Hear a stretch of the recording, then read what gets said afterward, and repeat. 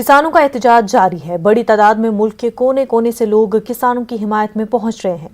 कर्नाटक से भी किसान यहां पहुंचे हैं। इस दौरान खिताब करते हुए किसान लीडर राकेश टिकैत ने कहा कि अब अनाज तिजोरियों में नहीं रहेगा।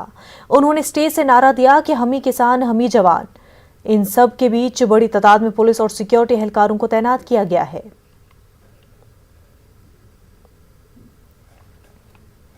ये जन आंदोलन है, अनाज तिजोरी में बंद नहीं होने देंगे।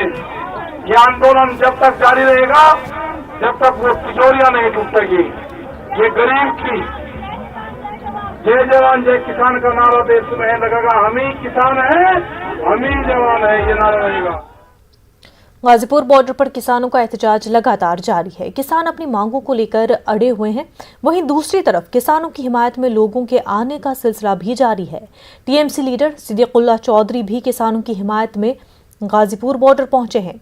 उन्होंने कहा कि पार्टी इस कानून के खिलाफ एहतजाज तो दर्ज करा रही है। जमीयत उलमा हिंद भी किसानों के साथ है और हुकूमत को किसानों की बात सुननी चाहिए। उलमा हिंद वेस्ट बंगाल की जानिब से आए हुए हैं। यहाँ धरने में हरियाणा, पंजाब और मुल्क के लोग आए हुए हैं। उनको समर्थन देने के लिए आए हैं और हमारी मांग है कि हुकूमत इंडिया, गवर्नमेंट ऑफ इंडिया इनकी मांग को मान ले और काला कानून को वापस ले, वरना पूरे मुल्क के लोग दुखी हैं, पूरे मुल्क के लोग परेशान हैं। 3 काला कानून को वापस लेना चाहिए। आपका टीएमसी से भी संबंध है, वो पॉलिटिकल अपनी जगह पर है, लेकिन Jamiat Ulama Hind freedom fighter organisation है, लोगों के सुख दुख में रहते हैं। इस दर्द लेकर हम यहाँ आए हैं और वहाँ गवर्नमेंट ने भी अपोज किया। साबिक नायब सदर जमहूरिया हामिद अंसारी के ताज़ा बयान से एक बार फिर सियासत तेज हो गई है। हामिद अंसारी ने एक बार फिर कहा है कि मुल्क में दलित और मुसलमान अपने आप को गैर महफूज महसूस कर रहे हैं। इस पर बीजेपी ने पलटवार करते हुए कहा है कि आप एक आईनी ओहदे पर रहते हैं तब तक सब ठीक रहता है और जब ओहदे से हट जाते हैं तो सब गलत नजर आने लगता है। बीजेपी ने कहा कि सच्चर कमेटी की रिपोर्ट से जाहिर है कि मुसलमानों की हालत किसने खराब की। देखिए, ये बहुत ही दुर्भाग्यपूर्ण है कि एक संवैधानिक पद पे रहने वाले व्यक्ति जब पद पे रहते हैं तो उनको सब कुछ ठीक नजर आता है और जैसे ही पद से हटते हैं उनको सब कुछ गड़बड़ नजर आता है। और ये इससे ज़्यादा भी दुर्भाग्यपूर्ण है कि जिस राजनीतिक दल के ये कार्यकर्ता रहे और जिस राजनीतिक दल ने इनको संवैधानिक पद पे पहुंचाया, उनके विषय में सच्चर कमेटी ने क्या कहा। उनके शासनकाल में ही सच्चर कमेटी बनती है और सच्चर कमेटी इस देश के माइनॉरिटी की दशा पे जो कठोर टिप्पणी की है वो इनको ज्ञान में होगा। और ये दुर्भाग्यपूर्ण है कि जब तक ये संवैधानिक पद पे रहे तब तक इनको सबसे ठीक नज़र आया और आज जब संवैधानिक पद पर नहीं है तो इनको सब जगह गड़बड़ नज़र आता है। इनको एक बार विचार करना चाहिए कि संवैधानिक पद पे रहने वाले लोगों को ये टिप्पणी कहाँ तक शोभा देती है।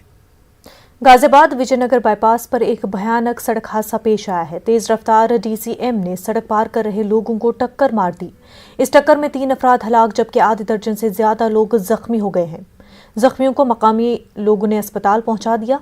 ड्राइवर मौके से फरार हो गया। जख्मियों में 2 की हालत नाजुक बताई जा रही है। हलाक होने वालों में एक पुलिस एहलकार भी शामिल है। लोड थी गाड़ी, उस गाड़ी ने ओवरटेक किया और ओवरटेक शायद ब्रेक फेल हुए गाड़ी के। ब्रेक फेल गाड़ी ने मतलब बचाया, बहुत कोशिश की उसने भी बेचारे ने, पर क्या है ना। कितने लोग कुचले गए जी कम से कम 10-12 लोग हैं जो घायल हुए, काफ़ी ज़्यादा चोटें आई हैं, जिसमें कि 2 या 3 डेड तो हो गए हैं। अभी थोड़ी देर पहले विजयनगर बाईपास पे एक एक्सीडेंट की सूचना प्राप्त हुई थी, जिसमें पुलिस द्वारा तत्परता से मौके पर पहुंच के सभी घायलों को हॉस्पिटल भिजवाया गया, जिसमें हॉस्पिटल आने पर ज्ञात हुआ कि 3 लोग मृत हो चुके हैं। बाकी 5 लोगों का इलाज एमएमजी हॉस्पिटल में। कर्नाटक में एक बार फिर बीजेपी और जेडीएस की दोस्ती देखने को मिल रही है। रियासत के कानून साज काउंसिल में माफ कीजिएगा, जेडीएस ने बीजेपी के साथ इत्तेहाद किया है। इससे कबल जेडीएस कांग्रेस के साथ थी। जेडीएस के मुस्लिम लीडरों ने कहा कि सिर्फ काउंसिल के चेयरमैन और डिप्टी चेयरमैन के ओहदों के लिए यह फैसला लिया गया है। गौकशी पर पाबंदी के मामले में पार्टी बीजेपी का हरगिज साथ नहीं देगी। देखिए, बीजेपी से दोस्ती सिर्फ लेजिस्लेटिव काउंसिल में उनको उपसभापति दिया गया है, सभापति हमारे लिए बोल के, बस इतना ही है। अभी जो काउंसिल बिल के इसके बारे में जो है हमारे ऑलरेडी सुप्रीमो एच डी देवेगौड़ा जी और हमारे ex chief minister H D Kumaranna ji बता दिए हैं कि हमारी पार्टी टोटली एंटी काउंसिल के खिलाफ है, उसका हम विरोध करेंगे।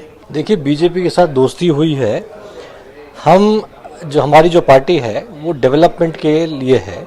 कोई भी पार्टी हो, चाहे कांग्रेस हो, चाहे बीजेपी हो या कोई और पार्टी भी हो, अगर डेवलपमेंट करती है और लोगों के लिए जो काम करती है उसका हम साथ देंगे।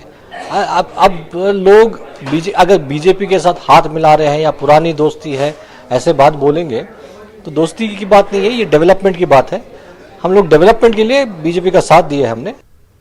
कांग्रेस के रुकने कानून साज काउंसिल और साबिक मरकजी वजीर सीएम इब्राहिम ने कहा है कि उन्होंने अभी कांग्रेस नहीं छोड़ी है और ना ही जेडीएस में शामिल हुए हैं। उन्होंने बताया कि वो 15 मार्च के बाद सियासी मुस्तकबिल के ताल्लुक से अहम फैसला करेंगे। सीएम इब्राहिम कर्नाटक के रायचूर में मीडिया के नुमाइंदों से बात कर रहे थे। उन्होंने इस मौके पर कहा कि मुल्क में कौमी जमातों की जानिब से मुसलमानों को यकसर नजरअंदाज किया जा रहा है और मुल्क में मुस्लिम समाज सिर्फ वोट बैंक बनकर रह गया है। साबिक वजीर ने सियासी सतह पर भी मुसलमानों को नुमाइंदगी देने और अवाम में मकबूल लीडरों को टिकट देने की कांग्रेस से मांग की। फाइनल राय क्या है? लोगों का बोलना इतना ही है, साहब आप फैसला लो, आप जो फैसला लेते हैं हमें जो है आपके साथ देते हैं बोल के बोल रहे हैं। और 60-70% जो है कांग्रेस को छोड़ो बोलते हैं, एक 25-30 जो है कांग्रेस में रहोकर बोलते हैं। डिवाइडेड है। लेकिन लीडर का काम क्या है? जब मैं गाड़ी पर स्टेयरिंग के ऊपर बैठे हूँ, पैसेंजर को पूछ को बस चलाने होता नहीं, मुझे रास्ते को देख को बस चलाना पड़ता। कहाँ गड़ा है, कहाँ खड्डा है, कहाँ राइट में लेना, कहाँ लेफ्ट में लेना। मैं जो है सही एक डिसीजन इंशाअल्लाह मार्च के महीने तक अनाउंस कर देता। आज हजरत फातिमा ज़हरा का यौम विलादत है। इस सिलसिले में आज जयपुर के बांसबदनपुरा में खून के अतिया का कैंप लगाया गया। बड़ी तादाद में नौजवानों ने खून का अतिया दिया। शिया इमामबाड़ा के अलावा आज करबला मैदान हज हाउस में भी ब्लड डोनेशन कैंप का एहतमाम किया गया। जो बीबी फातिमा की याद में यहाँ पर बाकायदा एक ब्लड डोनेशन कैंप किया गया, जिसमें तमाम ऐसे लोगों ने शिरकत की है जो कि इसमें ताउन करना चाहते थे। समाज के लोग हैं, कई तंजीमें हैं, संगठन हैं, इनसे बातचीत करने की कोशिश करते हैं कैसे ये जो ब्लड डोनेशन कैंप का जो नई शुरुआत आपने की है, एक तरह से देखा जाए काफ़ी लोग इसमें बढ़ चढ़ करके आने लगे हैं। एक दौर था जब कहा जाता था कि जो खून है इंसान का वो नहीं देना चाहिए, कई भ्रांतियाँ थी इस्लाम में इस बात को लेकर के, लेकिन अब लोग आगे आ रहे हैं और बाकायदा ताउन भी कर रहे हैं। ये नई जो है पहल नहीं है। हम 2006 से लगातार जयपुर में ब्लड डोनेशन कैंप करते आ रहे हैं और पिछले कुछ सालों से हर साल 9-10 ब्लड डोनेशन कैंप हर साल होते हैं हमारे। और पिछले 3 सालों से ब्लड डोनेशन के साथ साथ नशा मुक्ति कैंप भी हमारे चल रहे हैं और अल्लाह का शुक्र है लोग अब थोड़ी सी कोशिश से ही बढ़ चढ़ के लोग हिस्सा ले रहे हैं। पहले जो डर पाया जाता था वो ख़त्म हो गया है। और जैसे पिछले कैंप में हमारे जो पिछले संडे को कैंप था उसमें 114 यूनिट हुए। आज की तारीख में 2 कैंप चल रहे हैं। एक कैंप में जो है करीब 90 यूनिट्स हो चुके हैं, यहाँ भी करीब 50 यूनिट्स हो चुके हैं। ये सोच कैसे तोड़ी आपने? लोगों की जो गफलतें थी जहन के अंदर, जो मिसकंसेप्शंस थे, वो कैसे ब्रेक की? इसके लिए हम लगातार कोशिश करते आ रहे हैं। हमारे आइमा मसाजिद में ऐलान भी करवाते हैं, हैंडबिल्स भी डिस्ट्रीब्यूट कराते हैं और हम नौजवानों से इंडिविजुअली मुलाकात करते हैं। इंडिविजुअली मुलाकात करके उनको मोटिवेट करते हैं, समझाते हैं कि किस तरह से हम जो है ब्लड डोनेट करके कई लोगों की जान बचा सकते हैं। इसमें जो धार्मिक मामला है, अगर देखा जाए बीबी फातिमा के नाम पर ये बात शुरुआत की गई तो बहुत से लोग धार्मिक रूप से भी जुड़ते हैं और आगे आते हैं ताउन के। बिल्कुल, इसके अंदर सब हज़रत सल्लल्लाहु अलैहि वसल्लम के जो ज़िंदगी बचाने के लिए जो काम होना चाहिए वो एक ब्लड दे करके सबसे अच्छी ज़िंदगी बचाई जा सकती है। इसके लिए इसलिए ज़्यादा मोटिवेट किया जा रहा है। आप लोग बुढ़ापे के बावजूद आगे आ रहे हैं, लोगों से कोशिश कर रहे हैं। इसका मकसद हमारा सिर्फ ये है कि नौजवानों को आगे ला करके इस काम के अंदर प्रोत्साहन देना, ताकि लोग, आने वाली नस्लें इस काम को बढ़ चढ़ के हिस्सा ले सकें। एसएमएस ने भी इसमें ताउन किया है, कुछ मेडिकल कॉलेज ने, और जो भी आपकी टीम है एसएमएस? अल्हम्दुलिल्लाह ये जो ज़्यादातर जो टीम मेंबरान है एसएमएस ही हैं, और जो फीडबैक जो इसका दिया जाता है या वापस से इसका ब्लड रिपीट किया जाता है वो एसएमएस के मार्फत ही किया जाता है। अरबाज अहमद, न्यूज़ 18 के लिए, जयपुर। वक्त हो गया एक छोटे से ब्रेक का।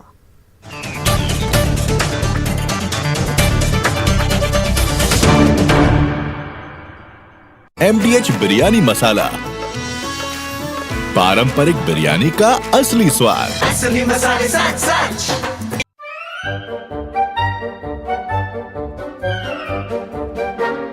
अखबार हुआ ठप, आउटडोर हुआ बेकार, टीवी ही दे रहा है विज्ञापन को तेज रफ्तार।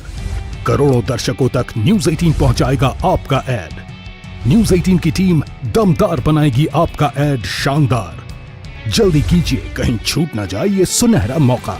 हमें मेल करके उठा लीजिए बड़ा फायदा।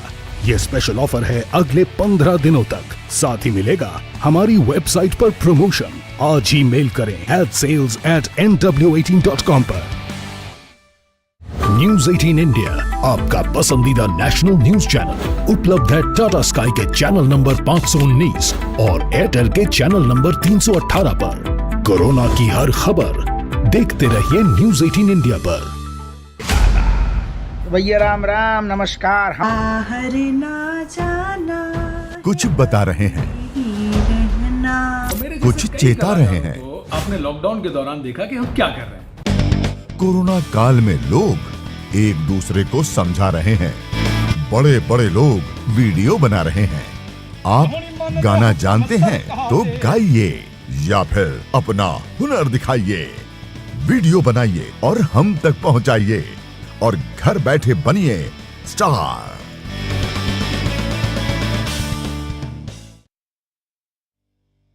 न्यूज़ 18 इंडिया, आपका पसंदीदा नेशनल न्यूज चैनल, उपलब्ध है डिश टीवी के चैनल नंबर 663 और D2H के चैनल नंबर 306 पर। कोरोना की हर खबर देखते रहिए न्यूज़ 18 इंडिया पर। 5 बजे, 6 बजे, 7 बजे या 8 बजे, अलार्म आपको हर सुबह सिर्फ नींद से उठाता है, पर जगाता है क्या? मुल्क की हर खबर पर रहेगी हमारी नजर, इसलिए हम लेकर आए हैं आज की ताजा खबर। सुबह के 9 बज चुके हैं। ताजा खबरों की शुरुआत करेंगे, लेकिन सबसे पहले नजर हेडलाइंस पर। तो अब सिर्फ उठिए नहीं, जागिए। मुल्क के हर कोने में फैला है जहरीली वबा का कहर, लेकिन हर वक्त हर पल मुस्तैदी से निभाते हैं हम अपनी जिम्मेदारी, ताकि मिले आपको हर शहर की हर खबर। देखिए खास बात इंडिया न्यूज़ 18 उर्दू पर। ब्रेक के बाद आपका खैर मकदम है। झारखंड के उलमा और दानिश्वरों ने मरकजी हुकूमत के आम बजट को राहत भरा बजट होने की उम्मीदों का इजहार किया है। उलमा और दानिश्वरों का मानना है कि कोरोना और लॉकडाउन की वजह से हर तबके के लोग इक़्तिसादी तौर पर कमज़ोर हुए हैं। वहीं ज़रूरी अशिया की कीमतों में बेतहाशा इजाफा हुआ है। ऐसे में इस बजट को राहत भरा बजट होने की उम्मीद जाहिर की जा रही है। इस वक्त हिंदुस्तान माली बहरान का शिकार है और मरकजी हुकूमत का ये दूसरा बजट पेश किया जा रहा है। और इस वक्त पूरे हिंदुस्तान में महंगाई इस कदर बढ़ गई है, रोज़मर्रा की जो चीज़ें हैं वो बहुत महंगी हो गई हैं। जो मुतवस्सित तबका है, जो मध्यम वर्ग है और जो खत्ते अफलास से नीचे ज़िंदगी गुजार रहा है, उसके लिए और ज़िंदगी गुजारना दुश्वारकुन हो गया है। वो आप चावल देखें, चीनी देखें, दाल देखें, या फिर साग सब्जी हो, पेट्रोल हो, और जो अपनी ज़िंदगी की ज़रूरियाती चीज़ें हैं वो सब इतनी महंगी हो गई हैं कि आम इंसानों के बस से बाहर हो चुका है। इसलिए हम उम्मीद करते हैं कि बजट ऐसा हो, बेहतर हो कि पूरे हिंदुस्तानी अवाम के लिए काबिल कबूल हो और उनकी तरक्की और उनके रोज़मर्रा की जो चीज़ें हैं, अशिया हैं, वह आराम से हासिल हो जाएं। इस साल के बजट से बहुत सारी उम्मीदें वाबस्ता हैं। सबसे पहले हम चाहते हैं कि जो हर रोज़ के यूज़ की चीज़ें हैं, मसनूआत हैं, उनकी कीमतों में इजाफा नहीं हो। गोश्त है, मछली है, मटर है, बटर है, और सारी चीज़ें जो हम इस्तेमाल करते हैं उन सारी चीज़ों की कीमतों में इजाफा नहीं हो। इसके साथ साथ ज़्यादा से ज़्यादा रोज़गार फराहम किया जा सके और पेट्रोल की कीमतों में इजाफा नहीं हो, डीजल की कीमतों में इजाफा नहीं हो। कल 1 फरवरी को आम बजट पेश होने वाला है। कोरोना वायरस की वजह से साल 2020 में हुकूमत ने कई राहती पैकेज जारी किए थे और अब 2021 के आम बजट से लोगों को कई उम्मीदें हैं। इस हवाले से लोगों से बात की हमारे नुमाइंदे संदीप सविता ने। 21 के आम बजट की इंतजार सभी लोगों को है, लेकिन जिस तरह से 2020 में कोरोना काल के वक्त आर्थिक रूप से पूरी दुनिया को प्रभावित किया है, उसको लेकर कुछ उम्मीदें भी हैं। आइए लोगों से जानते हैं। कुछ लोग हमारे साथ मौजूद हैं जो जानकार हैं। किस तरह की उम्मीद है इस बजट से और आप लोग क्या चाहते हैं कि क्या होना चाहिए? मेरी राय में सबसे बड़ी चीज़ जो पिछले वर्ष में 2020 में रही है कि कोरोना की वजह से लोगों के रोज़गार चले गए हैं। इंडस्ट्रियों में जो प्रोडक्शन हो रहा था वो प्रोडक्शन इफेक्टेड है और उसके अलावा लोगों की जो डिमांड की शक्ति थी, जो क्रय शक्ति थी, वो समाप्त हो गई है लगभग। बहुत लोगों ने अपनी जो संचित आय थी उसको खर्च कर दिया है, तो इस समय लोगों की जेब में रुपया भी बचा नहीं है। तो बजाय टैक्स ज़्यादा खींचने के सरकार का प्रयास ये होना चाहिए कि लोगों को राहत कैसे मिले। हमारे यंगस्टर्स जो हैं उनको रोज़गार की आवश्यकता है। जो छोटे छोटे 5,000, 10,000, 50,000 के लोन सरकार दे रही है, मेरा मानना ये है कि इसमें कोई एक क्राइटेरिया ऐसा भी बनाया जाए कि जो पढ़ा लिखा वर्ग है, जो नए लड़के निकल करके आ रहे हैं, इनके अंदर बहुत योग्यता है और इनको इस तरह का कुछ दिया जाए कि एक लड़का अगर अपने साथ में 4-5 लोगों को रोज़गार दे सके, तो इस तरह की व्यवस्था अगर बनाई जाएगी तो निश्चित रूप से देश का हित होगा। सबसे पहले चीज़ तो ये कि कोरोना काल का जो संकट काल था उससे उबरने की दिशा में सरकार ने अभी तक जो प्रयास किए हैं, उन सारे प्रयासों को एक साथ समाहित करके आगे देश की अर्थव्यवस्था कैसे चलेगी इसका इंतजार है हम लोगों को। हमें लगता है कि अगर देश की अर्थव्यवस्था को गति देने के लिए ये बजट रहेगा तो बाकी सारी चीज़ें अपने आप ठीक हो जाएंगी। विशेषकर कुछ क्षेत्र ऐसे हैं जिसमें कि बहुत विशेष प्रावधान करने की आवश्यकता है और वो है अपना इसका हेल्थ का सेक्टर। हेल्थ के सेक्टर में है क्या कि पूरी दुनिया को भारत की अगुवाई करनी है और भारत को जो अगुवाई करनी है तो उसके लिए विशेष प्रावधान भी करने होंगे। ऐसे लोगों का कहना है कि जिस तरह से कोरोना काल आया उसके हिसाब से राहत पैकेज के साथ बजट में कुछ बदलाव किए जाने चाहिए, युवाओं का ख्याल रखा जाना चाहिए। कानपुर से संदीप सविता, न्यूज़ 18। कल बजट पेश होने वाला है, ऐसे में देश की निगाहें कल पेश होने वाले बजट पर लगी हुई है। वहीं अक़लियती आबादी भी बजट को लेकर उम्मीदें लगाई बैठी हैं। आइए देखते हैं बजट को लेकर माहिरीन का क्या कुछ कहना है। देखिए, मिनिस्ट्री ऑफ माइनॉरिटी अफेयर्स का क़याम जो अमल में आया वो 2006-07 में आया, 2006-07 में आया और बहुत छोटे बजट से जो है इसकी शुरुआत हुई, जो कि लगभग 100 करोड़ के आसपास था। तो इस तरह से अगर आप देखें तो लगभग 13 से 14 साल हो चुके हैं इस मिनिस्ट्री के क़याम के अमलान में और अभी जो लेटेस्ट बजट था वो 5,000 करोड़ का था। तो अगर आप देखें तो जो रिक्वायरमेंट है, जैसे अगर आप मुझसे सवाल करें कि माइनॉरिटी बजट की बात है, तो माइनॉरिटी बजट में हम बात करेंगे कि मुल्क में लगभग अक़लियत 21% रह रहे हैं टोटल आबादी का। और अगर आप मुझसे कहें कि इनका बजट में शेयर क्या होगा, तो इनके लिए डायरेक्ट जो बजट में शेयर बनता है, अगर हम लोग देखें जो डायरेक्ट प्रोग्राम्स हैं, अदर प्रोग्राम से बेनिफिट ज़रूर ले रहे होंगे, लेकिन डायरेक्ट जो बजट में इनका शेयर है वो 0.0। 1 फरवरी को आम बजट पेश होना है। कोरोना के दौरान लोगों को कई तरह के मसाइल रहे, खासकर स्मॉल इंडस्ट्री में ज्यादा दिक्कतें देखने को मिली। ऐसे में स्मॉल इंडस्ट्री से जुड़े लोगों को बजट से कितनी उम्मीदें हैं, ये जानने की कोशिश की हमारी नुमाइंदा रचना ने। हमारे बजट से स्मॉल इंडस्ट्री से जुड़े हुए जो लोग हैं उनको क्या उम्मीदें हैं, और जिस तरीके से कोविड-19 का दौर आया और ऐसे में सबसे ज्यादा जब सलून्स बंद थे तो लोगों को इंतजार था सलून खुलने का। अब जब बजट आ रहा है तो जो स्मॉल इंडस्ट्री है, यानी कि सलून से जुड़े जो लोग हैं, जो ये बिजनेस चलाते हैं, उनको क्या उम्मीद है, उनसे भी हम बात कर लेंगे। ये बताइए कि अब बजट आने वाला है और जो स्मॉल इंडस्ट्री है उन लोगों को क्या एक्सपेक्टेशन हो रही है इस बजट से, कि क्या उम्मीदें हैं? स्मॉल इंडस्ट्रीज को मैम सबसे पहले एक्सपेक्टेशंस तो यही है कि जो जितने भी टैक्सेस लग रहे हैं, जितना आपका मान लो रॉ मटेरियल्स जो भी आता है हमारा पीछे से, वो थोड़ा महंगा हो गया है ना। तो हमारी यही एक्सपेक्टेशन है कि थोड़े टैक्सेस डिडक्ट करके है ना, वो रॉ मटेरियल्स जितना भी आता है हमारा उसमें थोड़ा कम खर्चा हो जाए, जिससे कि कहते हैं हम आगे सर्विसेज जो दें हम क्लाइंट्स को, उनको थोड़ा ज़्यादा उनकी जेब भारी ना हो। तो हमारी सरकार से यही उम्मीद है, और मिडिल क्लास को तो ज़्यादा उम्मीद है कि, और स्मॉल इंडस्ट्रीज को भी ज़्यादा उम्मीद है कि थोड़ा टैक्स में डिडक्शन हो, और ताकि हम आगे काम सही से चला पाए। तो अब देखना होगा कि आने वाले बजट से जो स्मॉल इंडस्ट्री के लोग हैं, जो स्मॉल इंडस्ट्री चलाते हैं, उन लोगों को कितनी राहत मिलेगी। कैमरा पर्सन गौरव के साथ रचना, न्यूज़ 18 दिल्ली।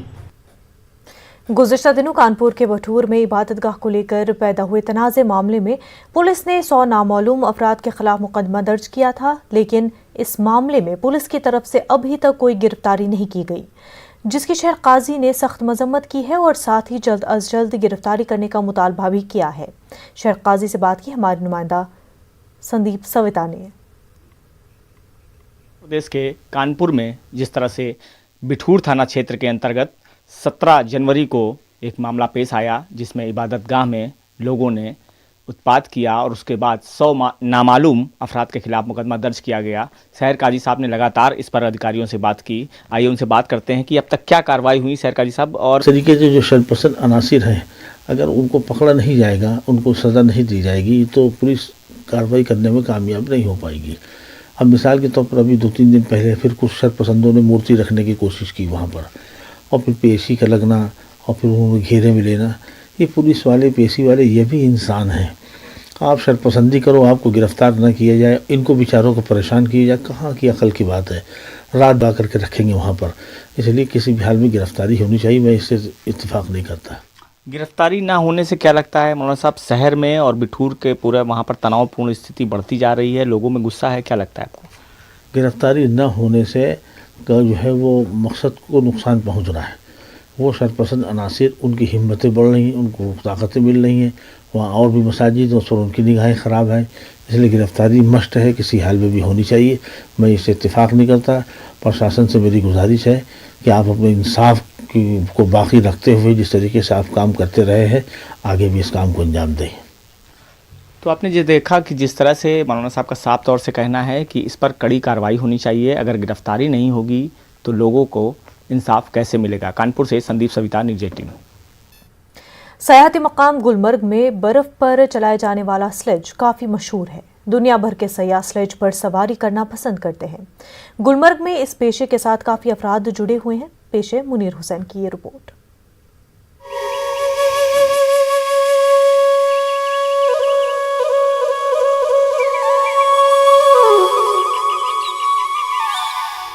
दुनिया के कई ममालिक में सैर व तफरीह के तौर पर स्लेज की सवारी की जाती है। बर्फ पर स्लेज चलाना मुश्किल काम है। स्लेज लकड़ी का बना होता है, इसके मुख्तलिफ डिजाइन होते हैं। इसे चलाने के लिए बर्फ पर एक रास्ता बनाना पड़ता है। गुलमर्ग में इन दिनों हर समत बर्फ की सफेद चादर बिछी हुई है। ऐसे में स्लेज से सयाह खूब लुत्फ अंदोज हो रहे हैं। बहुत बढ़िया लग रहा है, भाई साहब बहुत अच्छे से मजे से खींच के लेके आ रहे हैं। वादियाँ एंजॉय करते हुए हम लोग आ रहे हैं। इससे पहले आपने कभी ये देखा? नहीं, ये पहली बार है मेरा। जी मुझे तो बहुत ही अच्छा लग रहा है, और मैं समझ सकती हूँ कि इट्स वेरी हार्ड वर्किंग, मतलब इतना खींच के लेके जा रहे हैं, तो ये काफी हार्ड वर्किंग तो है ही। तो लेकिन अच्छे से मजदूरी भी देते हैं। हाँ, कोशिश करेंगे। इससे पहले आपने ये स्लेज जी नहीं मतलब मैंने फोटो में तो देखी है, लेकिन मैंने कभी नहीं किया। गुलमर्ग में काफी तादाद में लोगों का जरिया माश स्लेज से जुड़ा हुआ है, और ये लोग हर साल बर्फबारी के मुंतजिर होते हैं। इनका कहना है कि बर्फबारी के दौरान ही इनकी अच्छी खासी कमाई होती है, लेकिन दफा 370 की मनसूखी के बाद और कोरोना वायरस की वजह से पैदा शुदा सूरत हाल की वजह से सयाहों के आने में कमी की वजह से स्लेज से मुंसलिक अफराद का पेशा भी मुतासिर हुआ। ताम अब सयाहों की दोबारा आमद से इन्हें काफी उम्मीदें हैं। स्लेज राइडिंग है जो यहाँ पर स्लेज प्लेयर्स है, ये अच्छा करतब है। एक चीज क्या है, यहाँ पर स्लेज गाड़ी ना हो तो मजा भी नहीं आता। ये जहाँ पर ढलान होती है तो कम से कम यहाँ 80 और 70 की स्पीड में ये, तो हम गाइड लोग क्या है, जब टूरिस्ट खुश हो जाते हैं तो हम भी खुश रहते हैं, हमें भी पैसे मिलते हैं। जब टूरिस्ट को स्लेज गाड़ी यहाँ पे मिस हो जाती है, या ATV कार्स यहाँ, या स्कीइंग या स्नो बाइक मिस हो जाते, तो घर में जाके वो मतलब सोचता है कि ये चीज़ मैंने नहीं की है। तो उदास रहती हैं। तो इसमें सर हम अपना काम का दिन गुजारा करते हैं सर। पिछले 2 साल से सर ये पूरा डाउन बैठा था सर। 2019 में आर्टिकल का मसला, फिर 2020 में कोविड सर, तो फिर हम 2 साल से घर में बैठे हुए थे। हमारा घर सर फिर तो ऊपर वाले के भरोसे चल रहा था। कोविड की वजह से हमने बहुत सफ़र किया। टूरिस्ट हम चाहते हैं यहाँ पे टूरिस्ट आए, ये लोग हमारे मेहमान हैं, इनके लिए हम यहाँ पे इनकी सर्विस के लिए हैं। तो हमारा यही मैसेज है कि यहाँ पे टूरिस्ट आने चाहिए, समझो बात हमारी, क्योंकि गुलमर्ग जो है एक अच्छी प्लेस है। ये आप इनसे भी पूछ सकते हो, जो इस टाइम हमारे साथ क्लाइंट है, ये भी इंजॉय कर रहे हैं। कुदरती हुस्न से मालामाल गुलमर्ग हर मौसम में सयाहों की दिलचस्पी का मरकज रहा है। मौसम सरमा में सयाह सरवाई खेलों और दीगर सरगर्मियों में दिलचस्पी लेते हैं। यहाँ की सयाहत को मजीद मुस्तहकम करने के लिए हुकूमत को इक़दाम करने की जरूरत है। न्यूज़ 18 उर्दू के लिए गुलमर्ग से मुनीर हुसैन की रिपोर्ट। हमने आपको हमारी खास प्रोग्राम बायजूस यंग जीनियस में मुलाकात करवाया बायजूस के यंग जीनियस स्टीवन से। आइए देखते हैं हमारे प्रोग्राम में आने के बाद कैसा रहा उनका तजुर्बा।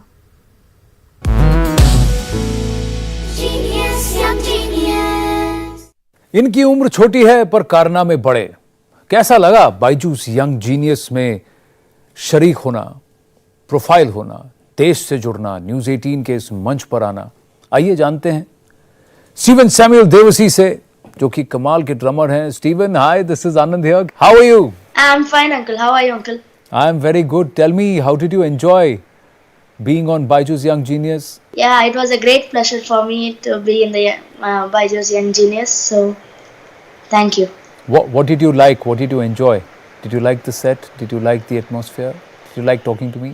Yeah, it was after a long time that I did a shoot.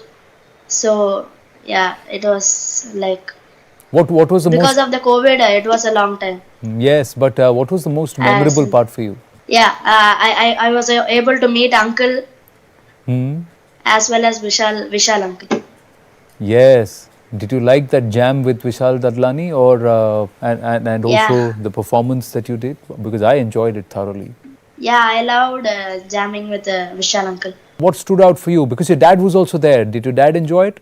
Yeah. He enjoyed it. What did your friends have to say? Did you tell them? Yeah, I put it in my school's group, so they all told congratulations. Great, Samuel. All the very, very best. Thank you, Uncle.